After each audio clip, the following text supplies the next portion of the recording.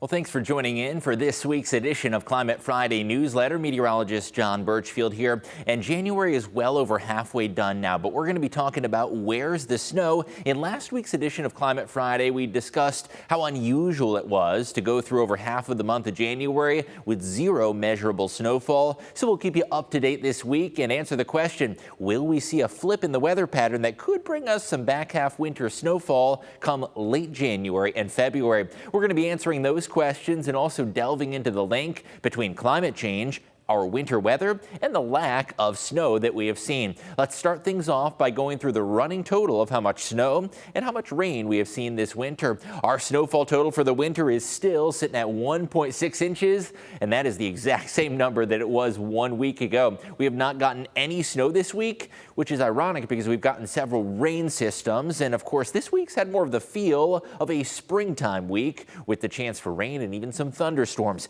We are over a foot below normal in the snowfall department, and that deficit continues to grow. Last week we were about 11 inches behind average, and now we are 13.3 inches below normal in snowfall. Statistically speaking, January is the time of the year when we should be getting the big snows. January is the month that Toledo typically gets the most snowfall on average. That has not been the case this winter. What about rainfall? We're actually still in a bit of a hole as far as rain goes, although most of our precipitation this winter has come in the liquid variety as opposed to the frozen kind. We're at 3.13 inches of rainfall, which may sound like a lot, but it's actually a little bit below average. We're sitting at about 3/4 of an inch below average in the rainfall department. We've been awfully dry lately, and that's one of the reasons why even when it does rain, it usually doesn't get overly muddy. The ground's able to sop up that moisture pretty effectively due to the deficit in rainfall and, of course, more notably snowfall, as we sit 13.3 inches below normal. Just a trace of snow in January so far. Officially, 0 is our number for measurable snow. Any snow that we've seen this month has been the kind that is just a flurry and melts on impact. So what would make this the least snowy January on record? If we keep this going, we'll end up in that category. Right now, that goes to 1935. That was the January that sits in the history books as the one in Toledo that is the least snowy on record. Only 3/10 of an inch of snow during the entire month of January. Hard to imagine. Statistically, the snowiest month of the year, only getting 3/10 of an inch. Now, these weather records have been going back for quite some time. We have to go back to the late 1800s, and this is the one, January of 1935, that brought us the least amount of snowfall. So far, we have 0 this January, so if January was to end, this would be the least snowy on record. Of course, we still have, about 10 days or so, depending on whether you're watching this on WTOL 11 Plus, on our YouTube channel, or on the WTOL 11 website. But if January was to end as of this recording, it would be the least snowy January on record. Let's talk about a few other notable Januaries. 1935, that was the one that only brought us 3/10 of an inch of snow, but there are a couple others that were very dry and very mild in terms of snowfall. January of 1919, there was only 1/2 an inch of snow recorded that entire January, and that falls as number 2 on the list. Number 3 for the least snowy is 6/10 of an inch, and that one occurred back in 1932. Lastly, 4th on the list, 0.7 inches. That was in 1983, which ironically sits in between some very snowy Januaries. You might think back to, 81 to 82, where we did get some big snows. That one was not a particularly active January. What about December? The bulk of our snowfall this winter does come from the month of December, and even that is being generous because we only got 1.2 inches all of December, and that officially makes it the 13th least snowy January in recorded history in the Toledo area.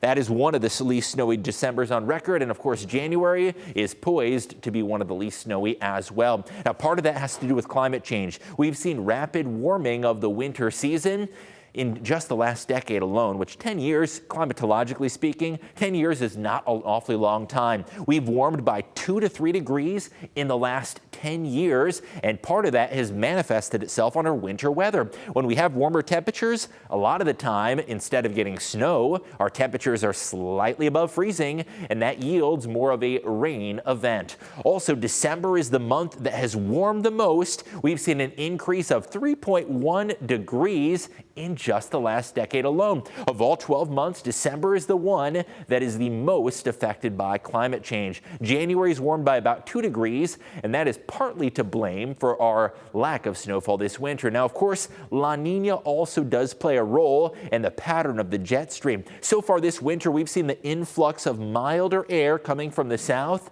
and that has led to more rainfall and not quite as much snow with this milder setting. It's been a very active jet stream, and that active jet stream has brought us a fair amount of rain systems, but not a whole lot in terms of snowfall. Folks in the upper Midwest have really seen the brunt of that active jet stream, and they have gotten quite a bit of snow locations such as Minnesota and northern Wisconsin, where there has been a little more cold air to tap into. Simply put, we have not had that Arctic cold air to produce big snowmakers, and the majority of our systems have been in the form of rain. Now, what does climate change tell us about when we get the winter snow and also La Nina winter? Well, one of the trends that we've noticed in the WTOL 11 Weather Center is that Februaries are getting harsher, and a lot of our big snows are happening later on in the season. We're getting more common February snow in the last 2 winters. Our biggest snows happened, well, better late than never is what Mother Nature said. Back in 2021, we got that historic 14.5 inches of snowfall. Over a foot of snow happened. That was on February 15th through 16th over a 2-day span. That was one of our biggest snowstorms we have ever gotten in Toledo.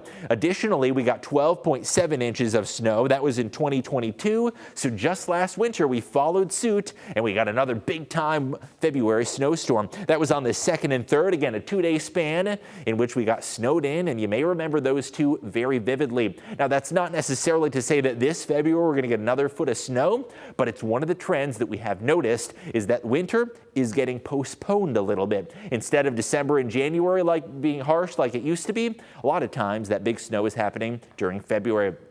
Be sure to subscribe for next week's Climate Friday newsletter, WTOL.com/email. And regardless of where you're tuning on, whether it's YouTube or WTOL 11 Plus, hope you're enjoying this January so far and our lack of snowfall. We'll continue to follow up on snowfall that we might get. And you can also follow along on social media, of course, WTOL 11, and also follow me on Facebook, Twitter, and Instagram for the very latest information on climate change and how it affects you and how it is affecting our winter weather. I'll see you next Friday for our Climate Friday newsletter. Thanks for tuning in.